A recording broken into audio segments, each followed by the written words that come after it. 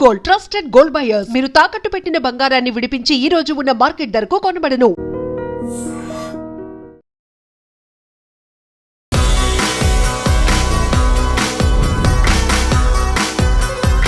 ఐడ్రీమ్ ప్రేక్షకులకు నమస్కారం. ధర్మ వర్సెస్ కర్మ కార్యక్రమానికి స్వాగతం. మనము దయ్యాలు, భూతాలు ఇలాంటివి సినిమాల్లో చూస్తాం. అలాగే చాలామంది కొంతమంది మేము చిన్నప్పుడు దయ్యాన్ని చూసాము అని అంటూ ఉంటారు. కొంతమంది దయ్యాలు లేవు, దేవుడు లేరు అని అంటూ ఉంటారు. అసలు దయ్యాలు, భూతాలు ఉన్నాయా? అలాగే బ్లాక్ మ్యాజిక్ అనేది ఉందా? ఉంటే నిజంగా ఈ రోజుల్లో వేరే వాళ్ళకి బ్లాక్ మ్యాజిక్ చేయొచ్చా? సో ఇలాంటి డౌట్స్ అన్నీ కూడా క్లారిఫై చేసుకుందాం. మనతో పాటు త్రివణ గురుపీఠం హీలింగ్ కర్మ గైడింగ్ సోల్ వ్యవస్థాపకురాలు, ప్రముఖ ఆధ్యాత్మికవేత్త డాక్టర్ హరిత గోగినేని గారు ఉన్నారు. మాట్లాడదాం. నమస్తే అండి. నమస్తే శ్రీ. చాలా డౌట్స్ క్లారిఫై చేస్తూ ఉంటారు మాకు ధర్మానికి సంబంధించి, అట్లాగే ఆధ్యాత్మికంగా ఏమన్నా డౌట్స్ ఉంటాయి. సో ఇవాళ మాత్రం దానికి కొంచెం క్వైట్ ఆపోజిట్. ఈ దయ్యాలు, భూతాలు ఒక ఆధ్యాత్మికవేత్తగా మీరు నమ్ముతారా? అసలు దయ్యాలు, భూతాలు అనేవి ఉన్నాయా? మంచి చెడులు ఎలా ఉంటాయో, పగలు రాత్రులు ఎలా ఉంటాయో, మంచి ఎనర్జీస్, బ్యాడ్ ఎనర్జీస్ అలాగే ఉంటాయి. మంచి ఎనర్జీకి మనం దైవం అని పేరు పెట్టుకోవచ్చు, బ్యాడ్ ఎనర్జీస్కి మనం దెయ్యం, భూతం అని పేరు పెట్టుకోవచ్చు. ఈ పదాలు మన పుస్తకాల్లో ఉన్న మాట నిజమే, కానీ బయట మన సినిమాలో చూపించినంత ఫ్యాసినేటింగ్ అయితే కాదు. అంటే మనకి చిన్న చిన్న ఎనర్జీస్ ఉంటాయి. ఇప్పుడు సబ్టల్ ఎనర్జీస్ అంటారు వాళ్ళని. కొన్నిసార్లు మనం సూక్ష్మ శరీరం గురించి కూడా వింటూ ఉంటాం. కొంతమంది యోగులు, సిద్ధులు సూక్ష్మ శరీరంలో కూడా ప్రాణం చేస్తుంటారు అని. సూక్ష్మ శరీరం అంటే అదొక పెద్ద సబ్జెక్ట్ మళ్ళీ. అంటే మన శరీరంలోనే మనకి సూక్ష్మ శరీరం అని ఉంటుంది. దాని ద్వారా కూడా ఒక స్థాయికి వెళ్ళాక, అంటే ఇప్పుడు యోగా, మెడిటేషను, సమాధి స్థాయిలు ఉంటాయి కదా, ఆ స్థాయికి వెళ్ళాక మనం ప్రాణం చేయొచ్చు. అంటే శరీరం ఇక్కడే ఉండి సూక్ష్మ శరీరం ద్వారా నువ్వు వేరే ప్రదేశాలకి వెళ్ళొచ్చు. అది కొంచెం కష్టమైన సాధన. కష్టమని ఎందుకు అంటున్నానంటే మనం కొంచెం ఎఫర్ట్స్ పెట్టాలి కాబట్టి. అది పక్కన పెడితే ఇలాగ కొన్ని మనకి ఎనర్జీస్ అనేది ఉంటుంది, కానీ మరీ చెప్పినంత కాదు. ఒకటైతే వాస్తవం, ఏం నమ్ముతున్నాం మనం? మనిషి మరణం తర్వాత ఆత్మ ఉంటుందనేది ఎలా మనం నమ్ముతున్నామో, అలాగా వాటిలో కొన్ని ఏదన్నా తీవ్ర స్థాయిలో ఉన్న వాటిని మనం దెయ్యాలు, భూతాలు అంటాం.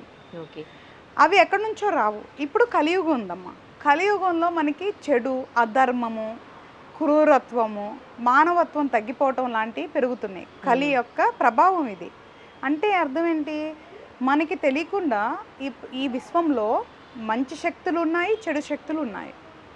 కానీ ఆ చెడు శక్తుల మీద మనము శ్రద్ధ పెట్టాల్సిన అవసరం లేదు. ఎప్పుడైతే మనం మంచి శక్తిని నమ్ముకొని మంచి శక్తిని మనం పూజిస్తామో అదే మనం దైవం అంటున్నాం. అప్పుడు మనం చెడు శక్తుల గురించి భయపడాల్సిన అవసరం లేదు. ఓకే. అయితే ఒక మనకి సినిమాలలో దయ్యాలకి, భూతాలకి ఒక వైట్ శారీ కట్టు లేకపోతే వైట్ డ్రెస్సెస్ చూపిస్తారు కదా. దయ్యాలు, భూతాలకి ఒక షేప్, ఈ నెగటివ్ ఎనర్జీకి ఒక ఆకారం అనేది ఉంటుందా? అంటే తల్లి, ఇప్పుడు దేవుళ్ళని కూడా మనం విగ్రహారాధన చేయటం అనేది మన ఆచారం కదా. విగ్రహం లేకపోయినా కూడా నువ్వు ఒక నిర్మానుషమైన ప్రదేశంలో కూడా నువ్వు దైవాన్ని పిలిచి పూజ చేయొచ్చు. కానీ మనిషిగా మనం రూపంతో కనెక్ట్ అయి ఉంటాం. తల్లి అని నువ్వు ఒక్క రూపాన్నే పిలుస్తావు కదా తల్లి. తండ్రి, భార్య, బిడ్డ, మనం రూపానికి కనెక్ట్ అయి ఉంటాం. ఇప్పుడు ప్రేమించుకుంటారు, మొదటి రూపాన్నే కదా తల్లి, తర్వాత వ్యక్తిత్వం అన్నీ తెలుస్తాయి. కొంతమంది వ్యక్తిత్వాన్ని కూడా ప్రేమించి తర్వాత రూపాన్ని ఇష్టపడతారు, వాయిస్ వర్సా. మనం మనుషులు రూపానికి ఎక్కువ కనెక్ట్ అయి ఉంటాం కదా. అందుకనే ఏదైతే మనకి ఇమాజినేషన్ ఆర్ చిత్రీకరణ అనేది రూపాల ద్వారా చెప్తే అర్థమయ్యిద్దని అలా రూపాలు ఇవ్వటం జరిగింది. వైట్ ఎందుకు అంటే జనరల్గా తెలుపు అనేది శాంతికి నిదర్శనం కాబట్టి ఒకసారి మరణం తర్వాత ఆత్మ శాంతి రూపంలాగా వైట్, ఇప్పుడు ఏంజల్స్ అంటే వైట్ అంటాం కదా, మనకి దేవదూతలు అని చెప్తారు వేరే మతంలో. అట్లాగా శాంతికి నిదర్శనం కాబట్టి పీస్గా మంచి ఆత్మల్ని తెల్ల వస్త్రాలతో వర్ణించవచ్చు. ఈ బ్యాడ్ ఎనర్జీస్ని నువ్వు చూస్తే నల్ల దుస్తులతో మనకి వర్ణిస్తారు, చిత్రీకరిస్తారు. జస్ట్ మనం అర్థం చేసుకోవడానికి గుడ్, బ్యాడ్ అనే డిఫరెన్స్. ఇప్పుడున్న ఆధునిక ప్రపంచంలో వీటిలన్నింటినీ మూఢనమ్మకాలే అంటున్నారు. మూఢనమ్మకాల నిజాల పక్కన పెడితే వాటి గురించి మనకు అవసరం లేదు. మనిషిలో ఉన్న భయమే పెద్ద దెయ్యం భూతం. మనిషిలో ఉన్న చెడు ఆలోచనలే దెయ్యాలు భూతాల కింద కూడా చెప్పొచ్చు. ఇంకొక డౌట్, మనిషి అంటే సడన్గా చనిపోతే, ఏదో ప్రమాదంలో చనిపోతే, లేకపోతే వాళ్ళకి ఏమైనా కోరికలు తీరలేదనుకోండి, వాళ్ళు చనిపోయినా వాళ్ళ ఆత్మ ఘోషిస్తుంది, ఆత్మఘోష అని అంటారు. నిజంగా ఆత్మఘోష అనేది ఉంటుందా? తల్లి, ఆత్మఘోష అంటే అన్ని ఆత్మలకి ఉండే అవకాశం ఉండదు. కొన్నిటికి ఎక్కడ అంటే కొన్ని బంధాలు, రుణానుబంధాలు ఉంటాయి కదా, ఆ చివరి స్థాయిలో ఏదైనా రుణానుబంధం పూర్తి అవ్వకపోయినా వాళ్ళకి కొన్ని ఎనర్జీస్ ఉన్నా అప్పుడు ఏదన్నా కొన్ని రోజులు అవకాశం ఉంటుంది. ఇక్కడ ఈ మన శాస్త్రంలో చూస్తే మనిషి శరీరం విడిచిన ఆత్మ కొన్ని రోజులు ఉండటం అనేది మనకి ఆనవాయితీగానే ఉంది. మన ఊహాది, అరే కోరిక తీరకుండా చనిపోయారే వాళ్ళు దెయ్యాలు అవుతారని, లేదా వాళ్ళు ఇక్కడే తిరుగుతారని నేను చూశానని నేను ఫీల్ అవుతున్నాను, ఇది మనలో ఉన్న భ్రాంతి, మన ఆలోచనలు. మనిషి పుట్టుట కిట్టుట కొరకే, అంటే ప్రతి మనిషి పుట్టిన తర్వాత చనిపోవటం అనేది తథ్యం. ఇది మన వాళ్ళు ఒప్పుకోలేరు. ఎప్పుడైతే అంగీకరించావో ఏది నీకు నిజంలాగా కనపడదు. రోజులు పుట్టిన బిడ్డలు ఎంతమంది గంటల్లో చనిపోయేవాళ్ళు లేరు, రోజుల్లో చనిపోయేవాళ్ళు లేరు, నెలల్లో చనిపోయేవాళ్ళు లేరు, సంవత్సరాల్లో చనిపోయేవాళ్ళు లేరు. ఈ భూమి మీద వాళ్ళ ఆయుష్ ఎంతవరకో వాళ్ళు అంతవరకే. ఏది ఈ మనకి గ్యారంటీ లేదు. మనుషులు యొక్క ఆలోచనలు ఇలాగ సృష్టించుకుంటున్నాం. పుట్టి కొంత పెరిగిన తర్వాత నా కుటుంబం, నా ఇల్లు, నా డబ్బు, నాది నాది అన్న అహంతో అంతా మన సొంతం అనుకుంటున్నాం. ఎవరైనా చనిపోయినప్పుడు ఏడుస్తూ ఉంటారు. వీళ్ళు ఏమన్నా ఉంటారా? ఎవరు ఉండరు. అది ఒక అనుబంధం. ఒక మనిషితో మనకు అనుబంధం అయ్యి ఆ మనిషి దూరం అయినప్పుడు ఒక మానసిక స్థితి ఉంటుంది కదా, దానివల్ల బాధపడుతూ ఉంటారు. ఒకటి అంగీకరించాలి, పుట్టిన మనిషి చనిపోతారు. ఎవరో ఏదో చేస్తే చచ్చిపోరు, వాళ్ళకి టైం వస్తేనే చనిపోతారు. ఈ భూమి మీద వాళ్ళకి నూకలు ఎంతవరకో అంతవరకే ఉంటారు తప్ప ఎవరో ఏదో చేసి చంపాలనుకుంటే నిజంగా బోళ్ళంత జనాభా ఉన్నారు నాన్న ఇక్కడ. ఎందుకు ఇంత జనాభా ఉంటారు? నిజంగా ఈ శక్తులు ఇవన్నీ కనుక నిజమైతే ఇంత జనాభా ఎలా ఉంటారు నాన్న? అంతెందుకు, బోళ్ళంత మంది యోగులు ఉన్నారు, బోళ్ళంత మంది సిద్ధులు ఉన్నారు, బోళ్ళంత మంది మాంత్రికులు ఉన్నారు. చెడు సమాజంలో మరి ఇలాగా దుష్టులు ఉన్నారు కదా, మర్డర్లు మానభంగాలు చేసే వాళ్ళని మరి ఏదో ఒకటి చేసి చంపేయచ్చు కదా. మిమ్మల్ని ఎందుకు చంపుతారు? వ్యాపారంలోనో గొడవలోనో చిన్న లావాదేవీలకి మిమ్మల్ని ఎందుకు చంపుతారు? వాళ్ళకి అన్ని శక్తులు ఎక్కడ ఉంటాయి? అంత డబ్బిస్తారా వాళ్ళు? ఎక్కడుంది? ఇదంతా మనలో ఉన్న అపోహలు, భయాలు. మనలో ఉన్న అపోహలు, భయాలే మొదటి దెయ్యాలు, భూతాలు. ఇది ఫస్ట్ అర్థం చేసుకోవాలి. చావు అనేది నిజం, దాన్ని అంగీకరించాలి తప్ప దాన్ని వేరే దాంతో ముడిపడి మానసికంగా బలహీనపడకూడదు.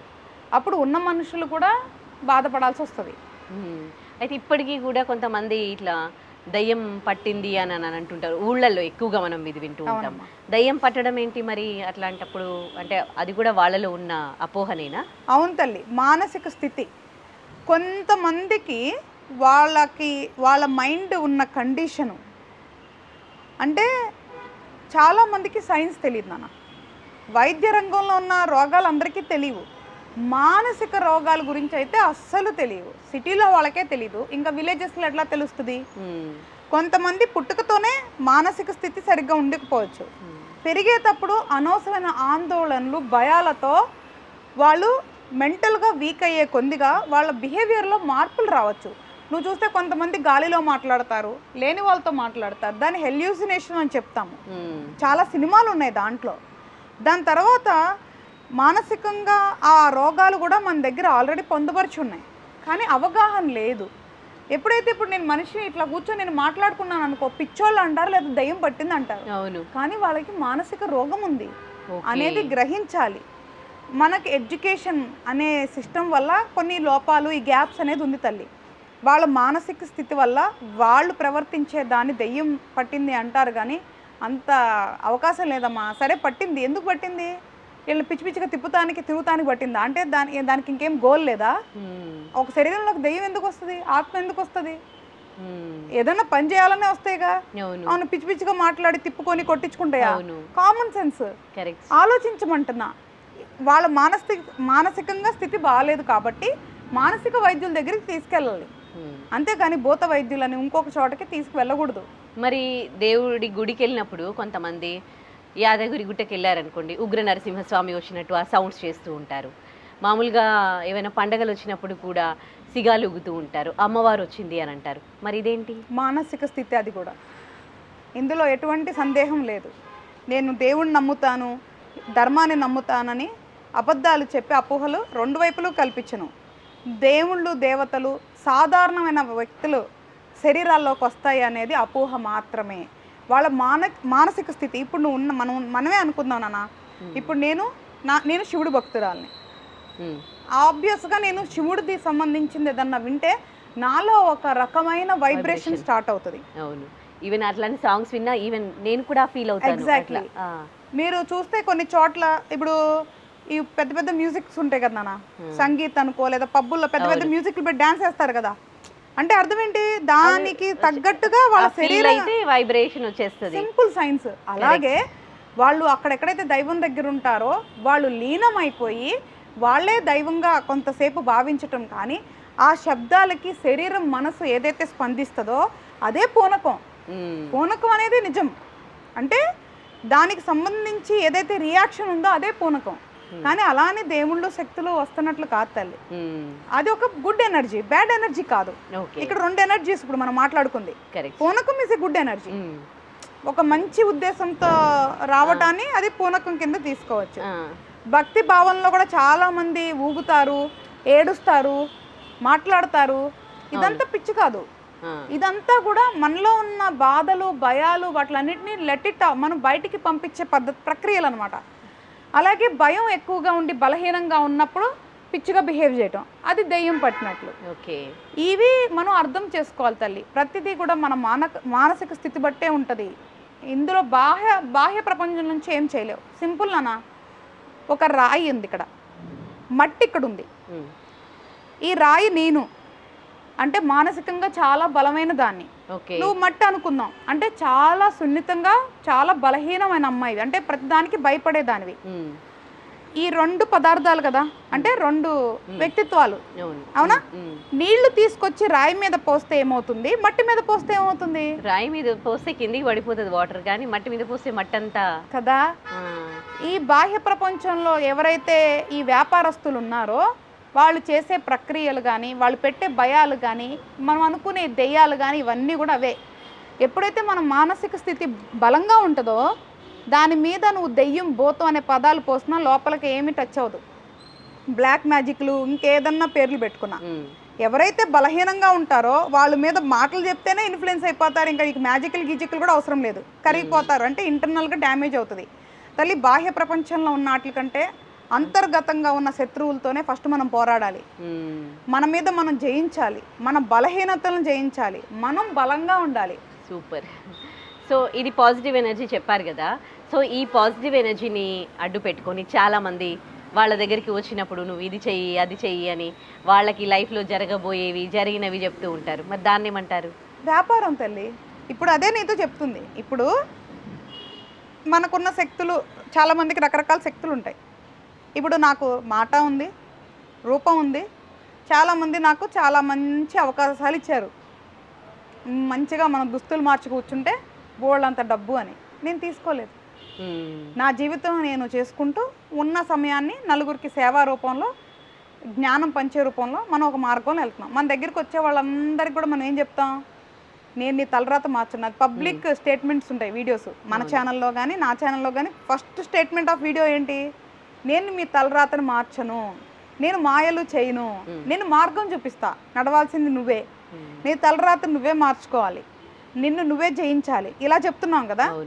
మనల్ని నమ్మేవాళ్ళు ఈ జనాభాలో 10వ వంతే ఉంటారు. ఎందుకంటే నిజం ఎప్పుడు రుచించదు, అబద్ధం ఉన్నంత తీయగా నిజం ఉండదు. అదే ఇక్కడ మిగతా 90% వాళ్ళు ఏం నమ్ముతారు తెలుసా, వాడు నిన్నేదో చేశాడు, ఆ నరదృష్టి వల్లే నువ్వు ఇట్లా అయిపోతున్నావు, నీ ఇంట్లో వాళ్ళు బయట వాళ్ళే నీ మీద పడి ఏడుస్తున్నారు, వాళ్ళు నీకు ఈ పూజ చేయించారు, నీకు ఆ చేతబడి చేశారు, ఇది చేశారు, నీకు అదైంది ఇదైంది, వశీకరణ చేశారు, ఇదిగో ఈ పూజ చేసుకో పోతుంది, దానికే నమ్ముతారు మనోళ్ళు. ఎందుకంటే మంచి ఆలోచనలు లేవు. ఇప్పుడు నా దగ్గరికి వచ్చి వాళ్ళు ఏదో చేశారు అంటే నాకు హాస్యాస్పదంగా ఉంటుంది. వాళ్ళు నా మీద సమయం ధనం వెచ్చిస్తున్నారా, అయ్యో పాపం అనుకుని నవ్వుకుంటా. నేను బలంగా ఉన్నంత వరకు మానసికంగా నాకు దైవమే సాక్షాత్తు ఉందని నేను నమ్ముతున్నప్పుడు ఇంకా నేనెందుకు భయపడతా? అంటే అర్థం ఏంటంటే ఎవరైతే బలహీనంగా ఉంటారో, ఎవరైతే దైవాన్ని నమ్మరో, ఎవరైతే ధర్మాన్ని అనుసరించరో వాళ్ళకే బలహీనతలు ఉంటాయి. అరే విశ్వాన్ని నడిపించే శక్తి నాతో ఉంది అన్నప్పుడు చేతబడులు ఏం చేస్తే, లేదంటే ఇంకోటి ఏం చేస్తే, దెయ్యాలు ఏం చేస్తే, భూతాలు ఏం చేస్తే, నేనైతే ఐఎమ్ వెల్కమ్ అంటా. నేనైతే మా ఇంట్లో మనం మామూలుగా ఇంట్లో ఉంటాం తల్లి, అందరికీ అన్ని రకాలు. ఇప్పుడు నేనున్నాను, సింపుల్గా నువ్వు అడిగిన ప్రశ్నకి సంబంధించింది చెప్తా. చిన్నప్పుడు మా అమ్మ నన్ను భయపెడతానికి అదిగో భూతం ఉంది, ఇదిగో బూచోడు ఉన్నాడు అని చెప్పి భయపెట్టి తినిపించేది, అట్లా కొంచెం పెంకుంటాం కదా, అలా చెప్పేవాళ్ళు. దానివల్ల నిజంగానే నాకు ఒక భయం అనేది ఫామ్ అయింది. నాకు చీకటి అంటే భయం చిన్నప్పటి నుంచి చాలా పెద్ద అయ్యే వరకు. నేను ఎప్పుడూ ఒంటరిగా ఉండేదాన్ని కాదు, చీకట్లో ఉండాలంటే భయం ఉండేది ఒంటరిగా. అంటే పక్కన ఎవరు ఉన్నారంటే ధైర్యం ఉంది, చూసావా, అదే దైవం. నువ్వు చిన్నగా నీకు దైవం ఉంది అని ఎప్పుడైతే నమ్ముతావో, దైవారాధన ఎప్పుడైతే చేస్తావో నీకు ధైర్యం వస్తుంది, ఏముందిలే అనే దగ్గరికి వెళ్ళిపోతుంది. అలాగా ప్రతి ఒక్కళ్ళు చిన్న ఆలోచన, భయం అనేది చిన్న ఆలోచన తల్లి, దాన్ని మనోవేదన కింద మార్చుకుంటారు, దాని తర్వాత మానసిక రోగం కింద మార్చుకుంటారు. ఏదన్నా ఆలోచన వస్తే అక్కడే దాన్ని మనం ఆపేయాలి, అది పెరగనీయకూడదు, దాని నుంచి మనం బయటికి రావాలి. ఇవన్నీ ఎప్పుడవుతుంది? ఎప్పుడైతే నువ్వు ఒక దైవాన్ని నమ్ముకొని ఆ మార్గంలో వెళ్తావో, నీకు తెలియని ఒక స్నేహం ఎప్పుడైతే ఏర్పడుతుందో, నీకు తెలియని ఒక ధైర్యం ఏర్పడుతుంది. అలా నేను మా అమ్మ చెప్పటం వల్ల లైట్ ఆపేస్తే ఎవరో ఉన్నారు అనే ఒక భయం క్రియేట్ అయ్యేది. ఇది చాలా మందికి ఉంటుంది. ఎందుకు? మనం ఈ దెయ్యాలు భూతాలు స్టోరీలు వినటం వల్ల ఎప్పుడైతే మళ్ళీ వెలుతురులో భయం ఉండదు, చూసావా, వెలుతురు అంటే జ్ఞానం తల్లి. ఎప్పుడైతే నువ్వు తెలుసుకుంటావో అదే జ్ఞానం. చీకటి అంటే ఏదైతే ఉందో అది భయం, అజ్ఞానం. వీటిని మనం అర్థం చేసుకోవాలి, వీటి నుంచి మనం బయటకు రావాలి. మరి ఏడుపు, ఎవరైనా మనకు బాగా మనం మంచి పైకి వచ్చినా, డబ్బు సంపాదించినా కొంతమంది ఏడుస్తూ ఉంటారు, కుళ్ళిపోతూ అంటే కుళ్ళుకుంటూ ఉంటారు. అండ్ దృష్టి అంటారు, నరదృష్టి, చాలా నరదృష్టికి రాళ్ళు కూడా పగిలిపోతాయి అంటారు. మరి వీటిని నమ్మొచ్చా? ఇంతకుముందు ప్రీవియస్ ఇంటర్వ్యూస్లో నువ్వు ఒక ప్రశ్న అడిగావు, మన వ్యూవర్స్ అడిగారని. ఉన్నోళ్ళందరూ బాగానే ఉంటున్నారు, వాళ్ళ మీద కర్మ పనిచేయట్లేదు, లేని వాళ్ళ మీద పనిచేస్తుందని. మరి ఈ మాత్రం మీ మీద ఎట్లా పనిచేస్తున్నానన్నా?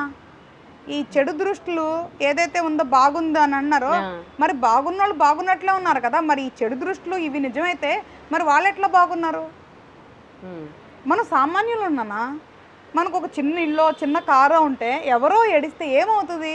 నువ్వు సంపాదించుకొని, అంటే నీ ఆలోచనలు బాగుండి నువ్వు సంపాదించుకొని, నువ్వు కారు లోన్లో తీసుకొని ఈఎంఐలు కడితే నీ కారు ఉంటుంది, లేదా డబ్బుతో కొనుక్కుంటే కారు ఉంటుంది. నీకు వచ్చే ధనం తగ్గట్టుగా నీ ఇల్లు మెయింటెనెన్స్ పెట్టుకుంటే నీకు సంబంధించినవి ఉంటాయి.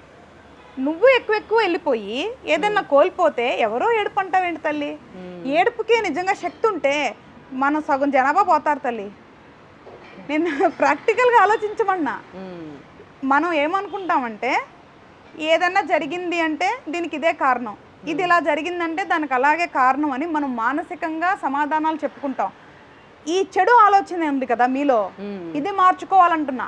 మనకేదో జరిగితే ఎవరినో మనం నిందిస్తున్నాం కదా, అంటే మన ఆలోచన పద్ధతి రాంగ్ అంటున్నా. మంచైనా చెడైనా నీదేగా, మరి వాళ్ళకి ఇస్తావా? మంచి జరిగితే వాళ్ళ చూపుల వల్లే, వాళ్ళ చూపుల వల్లే నాకు ఉద్యోగంలో ప్రమోషన్ వచ్చింది, కారు వచ్చింది అనుకుంటారా? అస్సలు తీసుకోరు. ఇదే తల్లి మానసిక స్థితి. మనకు వచ్చే మంచైనా చెడైనా మన ఆలోచనల వల్ల, మన పరివర్తన వల్ల, మన గ్రహాల ప్రభావం వల్ల, మన కర్మానుసారం వస్తుంది తప్ప ఇంకొక వ్యక్తికి సంబంధం లేదు. పనిచేస్తాయి కొంతమందివి.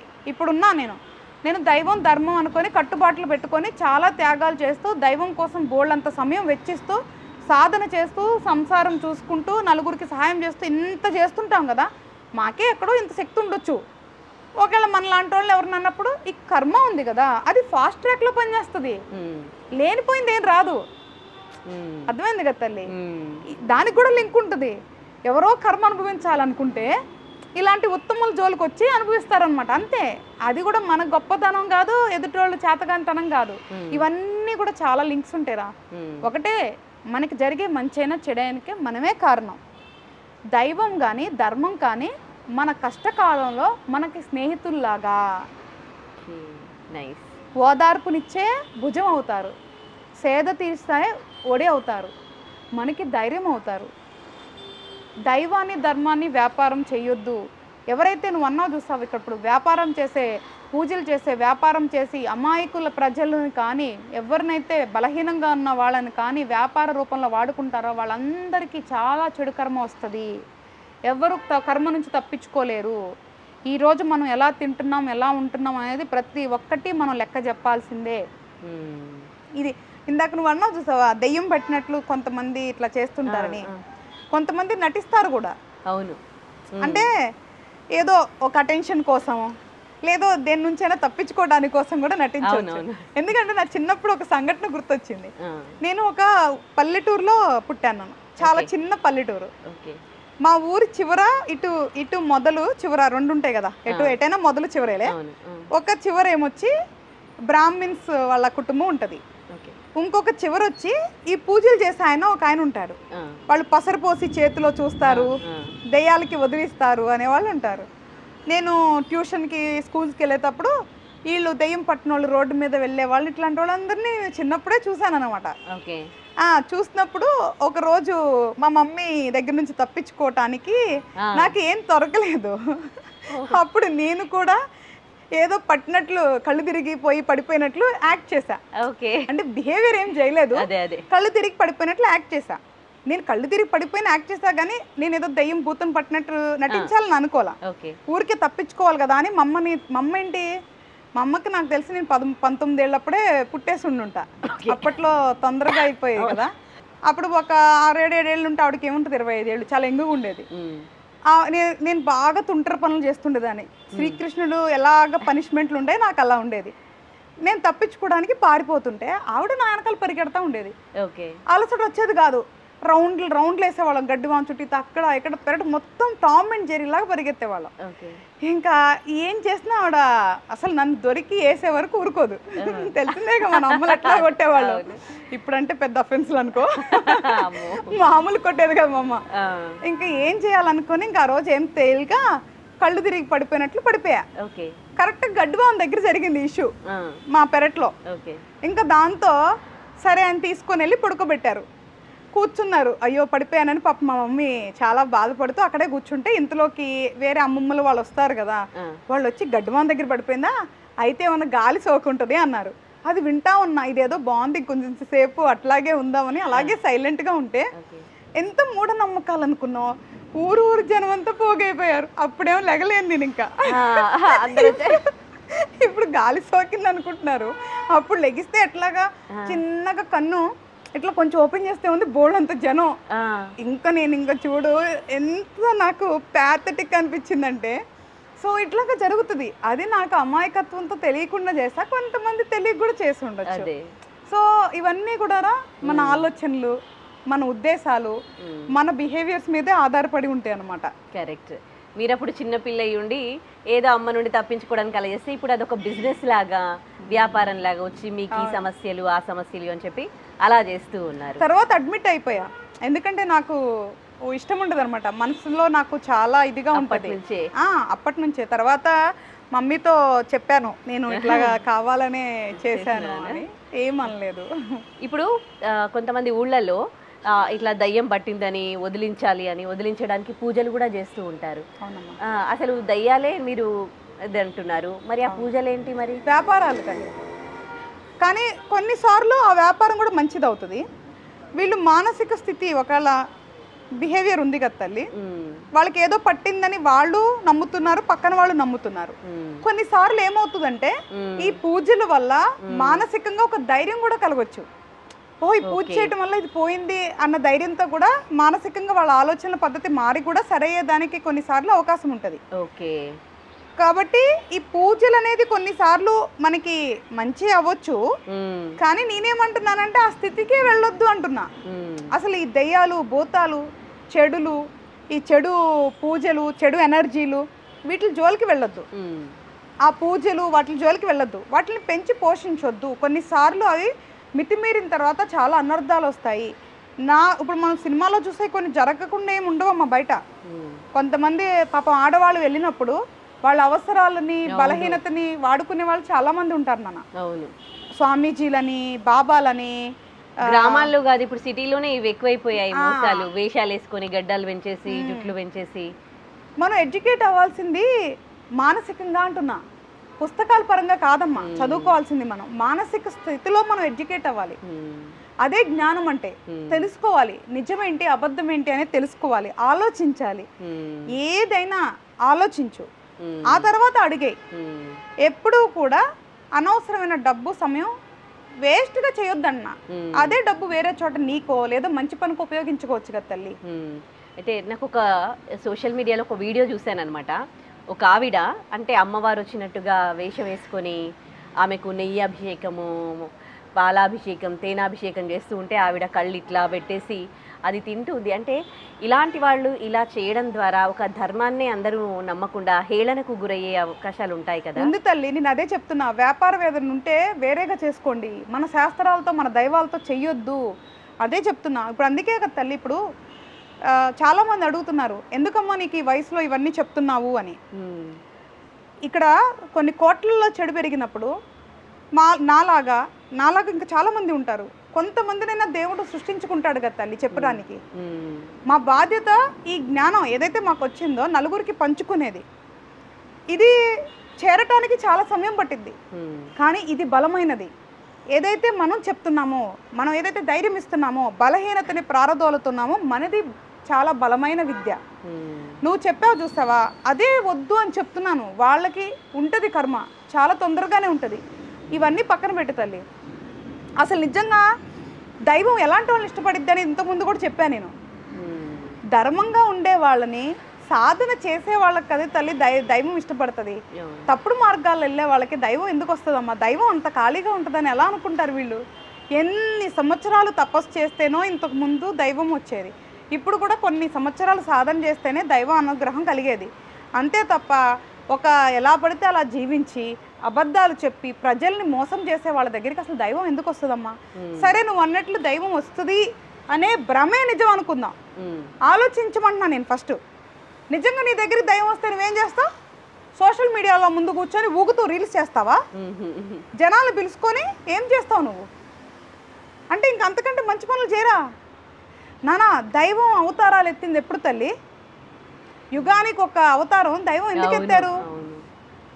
ఏదో రాక్షసుల్ని సంహరించడానికో పాపం బాగా ముదిరినప్పుడు దైవాల అవతారాలు ఎత్తి చేశారు తల్లి. ఇప్పుడు కూడా బోల్డ్ అన్ని జరుగుతున్నాయిగా. ఏమో ఒక చిన్న పసిపిల్ల మీద మానభంగం జరిగినప్పుడు రాని దైవం అలాంటి మూర్ఖుల శరీరంలోకి వస్తుందా? ఏమైందమ్మా ఆలోచన శక్తి? అద్భుతంగా చెప్పారు అసలు. నిన్ను అందుకే చెప్తున్నాం తల్లి, ఆలోచించమన్నా. ఇలా మూఢనమ్మకాలు నమ్మే మనలో మూర్ఖత్వం ఉన్నంత వరకు ఇలాంటి వాళ్ళు వ్యాపారం చేస్తూనే ఉంటారు. వాళ్ళకు అవకాశం ఇవ్వద్దు.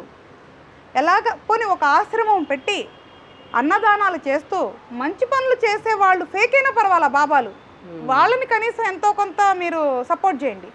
ఇలాంటి వాళ్ళని క్షుద్ర విద్యలని, అడవుల్లో కూర్చొని పూజలు చేసేవాళ్ళని చెప్పి, అఘోరాలని చెప్పి ఒంటి మీదకి వచ్చి ఇట్లాంటి వాళ్ళని మాత్రం ఎంకరేజ్ చేయొద్దు. ఎందుకంటే 100% వీళ్ళు ఫేకే ఉంటారు. దీనికి ఇంకొక ఎగ్జాంపుల్ కూడా చెప్తాను ఉదయ. ఇప్పుడు చాలామంది ఇప్పుడున్న జనరేషన్లో కూడా వాళ్ళకు వచ్చిన డబ్బుల్లో వాళ్ళ ఖర్చులు పోను మంచి మంచి పనులు చేస్తున్నారు. మనం ఎప్పుడో ఒక సామెత చెప్పేవాళ్ళం, దైవం మానవ రూపేణ. అంటే మనిషిలోనే దైవత్వం ఉంటుంది అని. అంతేగాని దైవత్వం మనిషిలోకి వచ్చిద్దని కాదు. ఫస్ట్ ఈ అర్థాలు అర్థం చేసుకోవాలి. ఇప్పుడు నేను సాఫ్ట్వేర్ ఉద్యోగం కోసం నేను అప్పట్లో ట్రై చేసేటప్పుడు అంతకుముందు కూడా చాలా కైండ్ హార్ట్ ఉండేది నాది. అంటే చాలా సున్నితమైన మనస్తత్వం అనమాట. అంటే ఎవరైనా బాధపడుతుంటే తట్టుకోలేకపోయేదాన్ని. వాళ్ళకి నాకు సంబంధం ఉండేది కాదు, అనుబంధాలు ఏముండేవి కాదు. అంటే మా ఇంట్లో వాళ్ళు బాధపడితే ఎంత బాధపడతానో బయట వాళ్ళు బాధపడినా అంతే బాధపడేదాన్ని. అది చాలా డేంజరస్ మనస్తత్వం అనిపించింది నాకు. అంటే మనశ్శాంతిగా బతకలేం కదా. నేను అప్పటి నుంచి న్యూస్లు చూడటం, న్యూస్ పేపర్లు చదవటం అన్నీ ఆపేసా. అప్పుడు ఆపింది ఇప్పుడు కూడా మళ్ళీ మొదలు పెట్టాల. ఎందుకంటే ఎక్కడన్నా ఏదైనా జరిగింది న్యూస్ పేపర్ చూసామంటే ఏముంది, న్యూస్ చూస్తే వాడు కొట్టుకున్నాడు, ఈడు చచ్చాడు, వాళ్ళని ఇచ్చేసారు, వీళ్ళని ఇచ్చేసారు, ఇవే కదా తల్లి. అదంతా నా మనసు చెల్లించేసేది అనమాట. ఏదో చెయ్యాలి అనే తపన ఉండేది నాకు. ఉద్యోగం కొంచెం దేవుడి గుడికి వెళ్ళి ఇప్పుడున్న ఉద్యోగం మా ఇంటికి కొంచెం అంటే ఎప్పుడు కూడా తల్లి ధర్మం అనేది మన కుడి చేతితో చేస్తే ఎడం చేతికి తెలియకూడదు గోప్యంగా అంటారు. నేను అట్లా గోప్యంగానే ఎప్పుడు ఉంటుంది. ఇప్పటికీ కూడా నువ్వు ఎక్కడ అసలు నా సేవ చేసిన ఫోటోలు కానీ వీడియోలు కూడా ఉండవు తల్లి. నాకు పూజ చేసినవి ఉండవు, సేవ చేసినవి ఉండవు. కొంచెం ఎక్కువ ఇవ్వచ్చు కదా, ఇంకొంచెం ఎక్కువ సహాయం చేస్తాను కదా, నా జీతం ఎక్కువ వస్తే అలా అడిగేదాన్ని. ఎందుకంటే ఎప్పుడన్నా అప్పట్లో కొంచెం ఈ ట్రాఫిక్ సిగ్నల్ దగ్గర నిజంగానే ఉండేవాళ్ళు, తర్వాత అది కూడా వ్యాపారం అయిపోయింది. ఇప్పుడు అందుకే ఎంకరేజ్ చేద్దాం నేనే చెప్తున్నా. అలా కోరుకుంటూ ఉండేదాన్ని. అలాగా కొంచెం జాబ్ వచ్చినప్పుడు ఇంకొంచెం నాకు తోచిన సహాయం చేస్తుండేదాన్ని. ఇప్పుడు నిజంగా దైవం వస్తే చిల్లర పనులు చేయకుండా ఈ ప్రపంచానికి ఏం కావాలి, ఈ సృష్టికి ఏం కావాలి, మానవ జాతికి ఏం కావాలో చేస్తాం. కానీ ఇంట్లో కూర్చొని అలంకారం చేసుకొని వచ్చిపోయే అమాయకుల దగ్గర డబ్బులు తీసుకొని ఆ తల్లి ఒక దైవం చేస్తుంది. ఈ అంటే మన దైవాన్ని మనం ఎంత కించపరుస్తున్నాం. ఈ పాపానికి ఆనకట్టేసే రోజు వస్తుంది తల్లి. అసలు దైవం మీనింగే వీళ్ళకి తెలియట్లేదేమో అనిపిస్తుంది ఆ వచ్చే వాళ్ళకి, అంతే కదా. అదే మన దురదృష్టం తల్లి. మన శాస్త్రం ఎంతో గొప్పది, ఎన్నో గొప్ప విషయాలు చెప్పింది, ఎన్నో గూఢ రహస్యాలు ఉన్నాయి, ఎన్నో శక్తులు ఉన్నాయి. అవన్నీ వదిలేసి ఎందుకమ్మా ఈ డ్రామాలు? మరి ఎందుకు తెలియట్లేదు అంటున్నారు? మనుషుల అమాయకత్వం, మూర్ఖత్వం, మూఢనమ్మకాలు. తల్లి మంచి కంటే చెడుకి ఎక్కువ శక్తి ఉంది కలియుగంలో. అమ్మ తల్లి ఫస్ట్ మనది సత్యయుగం కదా తల్లి, అప్పుడు సత్యానికి ఎక్కువ ఉండేది. కలియుగంలో చెడుకి ఎక్కువ ప్రభావితం అవుతారు. అందుకే ఈరోజు నీకు గ్యాడ్జెట్స్ వరల్డ్లో ఎక్కువైపోయారు, వరల్డ్లో ఎక్కువైపోయారు, చెడు వీడియోలు చెడు ఫోటోలు క్రియేట్ చేయడంలో ఎక్కువైపోయారు, ఎదుటి వాళ్ళని తిట్టే దాంట్లో పైశాచక ఆనందం, చెడు కమెంట్స్ పెట్టే దాంట్లో పైశాచక ఆనందం. ఎక్కడికి వెళ్తున్నాం మనం ప్రపంచంలో? ఇలాంటి ప్రపంచంలో ఇవే ఉంటే తల్లి. అందుకనే దెయ్యాలైనా భూతాలైనా మనుషుల ఆలోచనల కంటే మాత్రం భయంకరమైనైతే కాదు తల్లి. ఇప్పుడు మీరే కొంతమందికి మానసిక రుగ్మత అంటున్నారు కదా, దాన్నే వాళ్ళు అదేంటి దయ్యం పట్టిందనో లేకపోతే దేవుడు వచ్చాడనో అని ఫీల్ అవుతూ ఉంటారు కదా. సో అలాంటి వాళ్ళకి మీరు ఏం చెప్తారు? ఎప్పుడు ఎవరి కుటుంబంలో అయినా ఇలా గనక మీరు చూస్తే మానసిక వైద్యులు ఉన్నారమ్మా మన దగ్గర. పట్టాలు అంటే చదువుకొని పట్టాలు పుచ్చుకొని మనకి జాబ్ చేసేవాళ్ళు చాలామంది ఉన్నారు. మానసిక వైద్యులు అంటారు వాళ్ళని, సైకాలజిస్ట్, సైకాట్రిస్ట్ అంటారు. వాళ్ళ దగ్గర తీసుకొని వెళ్ళండి. అసలు యాక్సెప్ట్ చేస్తారా ఈ మాటలు? చెయ్యాలి. ఇలాగా వేరే వాళ్ళ దగ్గరికి వెళ్ళి అన్నీ కోల్పోయేదానికంటే చక్కగా వైద్యంలో ఉన్న దైవంగా మనం భావించే వైద్యుల దగ్గరికి వెళ్ళి దాని సమస్యకి పరిష్కారం చేసుకోండి. లేదా మీరు కూడా ఓవర్కమ్ అవ్వచ్చు కొన్ని ప్రాక్టీస్ చేసి. ఆలోచనల నుంచి బయటకు వచ్చేలాగా మనం కూడా ప్రాక్టీస్ చేసి మన చుట్టూతో ఉన్న మన కుటుంబంలో వాళ్ళు కూడా సహాయం చేసి ఆలోచనల నుంచి బయటకు వచ్చేదానికి కూడా అవకాశం ఉంటుంది. ఒకవేళ వైద్యుల దగ్గరికి వెళ్ళలేకపోతే ఫస్ట్ అందరూ నేర్చుకోవాల్సింది ఏంటి అంటే, ఒక గైనకాలజిస్ట్, ఒక హార్ట్ డాక్టరు, ఒక మోకాళ్ళ వ్యాధికి తగ్గించే వైద్యులు ఎలాగ ఉన్నారో మానసిక వైద్యులు కూడా అలాగే ఉన్నారు. గౌరవించండి. మానసిక వైద్యుల దగ్గరికి వెళ్ళటం ఏదో పిచ్చి డాక్టర్ అన్నట్టు చూడమాకండి. అన్ని మానసిక రోగాలు పిచ్చి కాదు, దాంట్లో రకరకాలు ఉంటాయి. అది కూడా శరీరానికి సంబంధించిన ఒక అవయవం లాగానే ఉంచాలి. మన సైకాలజిస్టులని వాళ్ళని కూడా గౌరవించి మిగతా డాక్టర్ దగ్గరికి ఎలా వెళ్తామో అలాగే గర్వంగా ఆ డాక్టర్ దగ్గరికి కూడా వెళ్ళండి. ఇలా పిచ్చి భూత వైద్యులు వాళ్ళ వీళ్ళ దగ్గరికి వెళ్ళకుండా ఇలాగ గౌరవంగా వెళ్ళండి. దెయ్యం కంటే కూడా మానసిక స్థితి అనేది ఇంకా చాలా బెటర్ అనేది నా ఉద్దేశం. కరెక్ట్. సో ఇలాంటి వాళ్ళను నమ్మి వాళ్ళ దగ్గరికి వెళ్ళి వాళ్ళకి ఏదో దానికి రెమెడీ దొరుకుతుందని నమ్మే ప్రజలు కూడా ఉన్నారు. సో అలాంటి వాళ్ళందరికీ కూడా మీరు ఏం చెప్తారు ఈ రోజుల్లో? ఆలోచనే దెయ్యం, మన భయమే భూతం. ఇవి బాహ్య ప్రపంచంలో లేవు, మనలోనే ఉన్నాయి. మన చుట్టూతో ఉన్న పరిసరాలని మనల్ని పరిశుభ్రంగా ఉంచుకోవాలి. మన ఇంటిని, మన వ్యవస్థల్ని అన్నిటినీ పరిశుభ్రంగా ఉంచుకోవాలి. మన లోపల ఉన్న సంస్థ ఏదైతే మన మానసిక వ్యవస్థ ఉందో దాన్ని పరిశుభ్రంగా ఉంచుకోవాలి. మంచి ఆలోచనలు చేయండి. ఎవరి గురించి చెడు ఆలోచనలు చేయమాకండి. మంచి మాటలు మాట్లాడుకోండి. మీరున్న పరిసరాలలో మంచి వార్తలు చూడండి, మంచి కథలు వినండి, మంచి పాటలు వినండి. చైతన్యవంతంగా జీవించటానికి ఏమేమి కావాలో అవన్నీ చేయండి. మంచి ఆహారం తినటం, దైవాన్ని నమ్ముకోవటం, మంత్ర సాధన చేయటం, మంచి మార్గంలో వెళ్ళటం, ధర్మాన్ని కట్టుబడి ఉండటం, కర్మని నమ్మటం, మన చుట్టూతో ఉన్న వాళ్ళని గౌరవించటం, ఇట్లాంటి పనులు చేయండి. మానసికంగా ధైర్యంగా ఉన్నప్పుడు ఈ బాహ్య ప్రపంచంలో ఉన్న ఏది ఎవరు ఏమీ చేయలేరు. ఇది ఒక్కటే గుర్తుపెట్టుకోండి, మన మనసే అన్నిటికంటే ప్రమాదకరమైనది. ముందు దాన్ని జయించండి, అప్పుడు బాహ్య ప్రపంచంలో ఉన్న ఏది మనల్ని ఏమీ చేయలేవు. అద్భుతం, చాలా అద్భుతంగా అన్ని విషయాలకు సంబంధించి మీరు మంచి పరిజ్ఞానాన్ని ఇచ్చారు. థ్యాంక్ యూ సో మచ్ అండి. Thanks. And for more videos, Please subscribe to iDream. Please subscribe to iDream. Please subscribe iDream. And please subscribe to iDream. For more videos, subscribe to iDream. Please like, share and subscribe to the channel. Congratulations, iDream. Subscribe to iDream.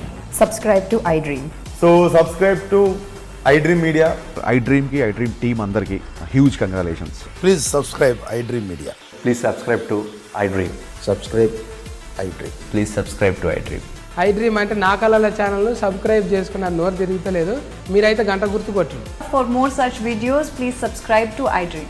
Subscribe to iDream. Please subscribe to iDream. Please subscribe iDream Media. Please do subscribe to iDream. Please subscribe to iDream Media. For best entertainment and information, please subscribe iDream. And don't forget to subscribe to iDream.